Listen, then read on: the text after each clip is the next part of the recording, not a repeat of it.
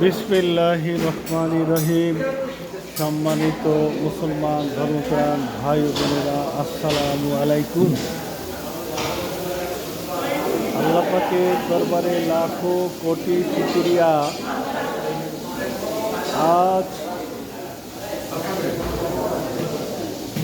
7ই June 2025 রোজ শনিবার দক্ষিণ এশিয়ার প্রতিটি দেশে একযোগে পবিত্র ঈদুল ফিতর পালন হচ্ছে।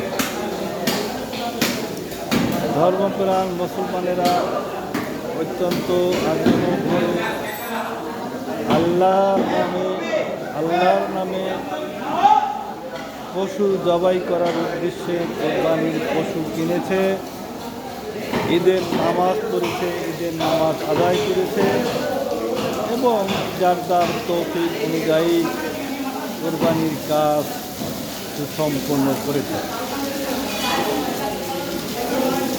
কোরবানির গোশত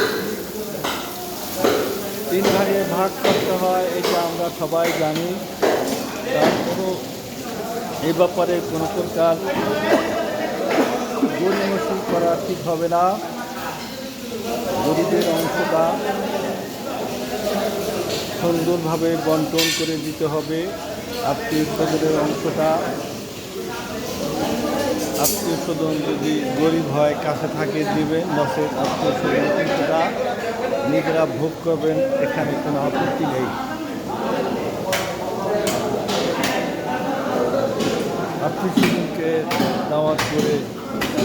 দাওয়াত করে খাওয়াবেন। আমি এই মুহূর্তে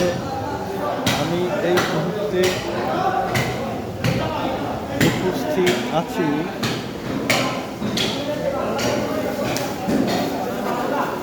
ঢাকা দারুল আমান হাউজিংয়ের 8 নম্বর বিল্ডিংয়ের নিচে। সম্মানিত দর্শক শ্রোতা, ঢাকা দারুল আমান হাউজিং মিরপুর 2 এই হাউজিংয়ে সর্বমোট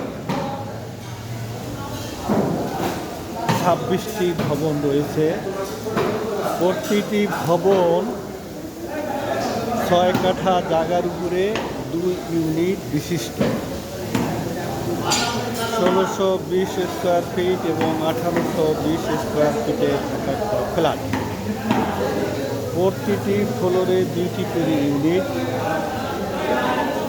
26টি বিল্ডিং। এখানে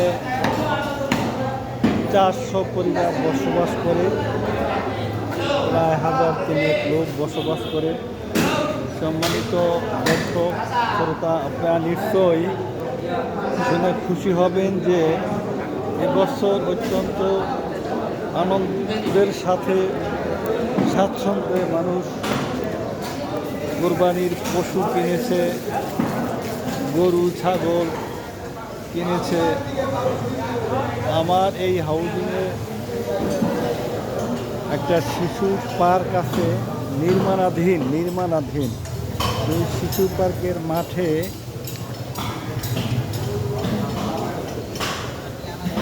গরু রাখার শেড তৈরি করা হয়েছিল। সেখানে 100-র উপরে গরু সংরক্ষিত ছিল কোরবানির জন্য। অনেকেই বলছেন যে গ্রামের কোনো হাটেও এতগুলো গরু ওঠে না। আল্লাহ পাকের মেহেরবানিতে যার যার পছন্দ মতো গরু কিনেছে। এবছর তো গরুর দাম কম এবং ছোট এবং মাঝারি সাইজের গরুর চাহিদা বেশি, এই গরুর দাম একটু বেশি। বড় গরু 5,000-7,000 টাকার গরু, এই গরু যারা কেনে সেই লোকগুলো এবার এই গরু কিনতে সাহস পাচ্ছে না।